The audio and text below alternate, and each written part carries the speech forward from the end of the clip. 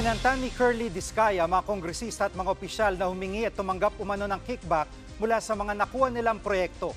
Live mula sa Senado pa rin, nangunguna sa balita si Mobile Journal Merimon Reyes. Merimon, sino-sino itong mga dinawit ng mga Discaya? Gigi, marami-rami ang mga pangalang isiniwalat ni Curly Discaya sa pagdirig ng Senate Blue Ribbon Committee kaugnaya sa maunumalyang flood control project sa bansa.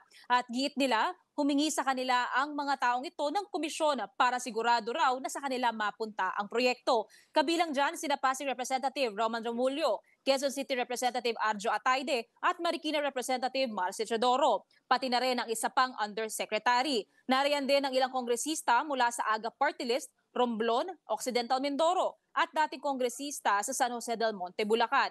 Pinangalanan din ang ilang kongresista sa Quezon Province, Caloocan at Quezon City, pati ang ilang dating congressman. Meron ding mga opisyal mula mismo sa DPWH. Ayon pa kay Discaya, karaniwan daw na sinasabi ng mga kawani ng DPWH at mga kongresista na napupunta ang at least 25% na kickback kina Ako Bicol Party List Representative Zaldico at House Speaker Martin Romualdez. Giit ng mag-asawang Discaya, napipilitan lang silang magbigay ng kickback dahil kung hindi, hindi raw mabibigay sa kanila ang proyekto. Pakinggan natin ang testimonya ni Curly Discaya.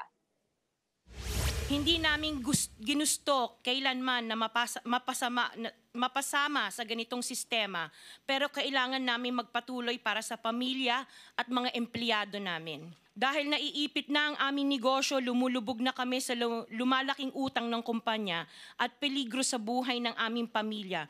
Napilitan kaming makisama sa kalakaran kahit labag sa aming kalooban. Karamihan sa mga kawani ng DPWH na nabanggit sa itaas ay paulit-ulit na binabanggit ang delivery ng pera ay para sa kay Zaldico na dapat at least 25%. Si Kong Marvin Rillo naman ay ilang beses na binabanggit ang pangalan ni Speaker Martin Romualdez bilang kanyang malapit na kaibigan.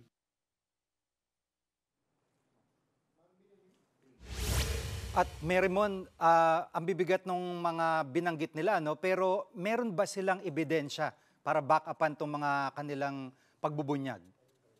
Gigi, ayon kay Curly Discaya, wala raw paper trail yung pagbibigay ng komisyon, pero meron daw silang maaaring ibigay na ledger at mga voucher. At sinabi rin ng mag-asawang Discaya, handa raw silang maging state witness. Gigi. At kung may mga kongresista na dinadawit, meron din mga senador?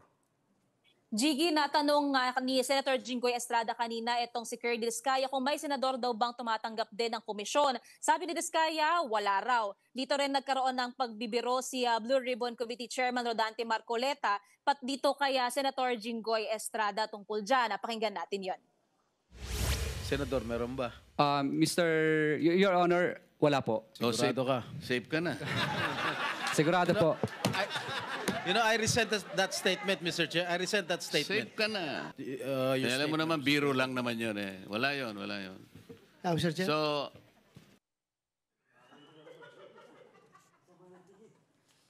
At Merimon, sa ibang usapin, no, naimbitahan sa pagdinig si Congressman Toby Tiangco.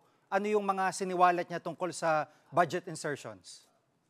Gigi, sa pagsisiyasat daw ni Navotas City Representative Toby Tiangco, lumalabas na si Ako Bicol Party List Representative Zaldico ang madalas na nagsusulong ng umano'y budget insertions noong 2025 at aabot nga raw ng 13 billion pesos ang isinisingit na pondo ni Congressman Ko. At ang ipinagtataka rin daw ni Tiangco, paano naging proponent si Ko nito sa mga lugar na hindi naman daw niya nasasakupan. Yan daw mismo ang dahilan kung bakit gustong imbitahan ni Tiangco si Ko sa investigasyon ng Kamara. At yan pong ulat ni Merimon Reyes live mula sa Senado. Mga kapatid, Jig Manikad po, pagdating sa mahalagang balita sa loob at labas ng bansa, dapat una sa lahat, mag-follow at mag-subscribe na sa social media pages ng News 5.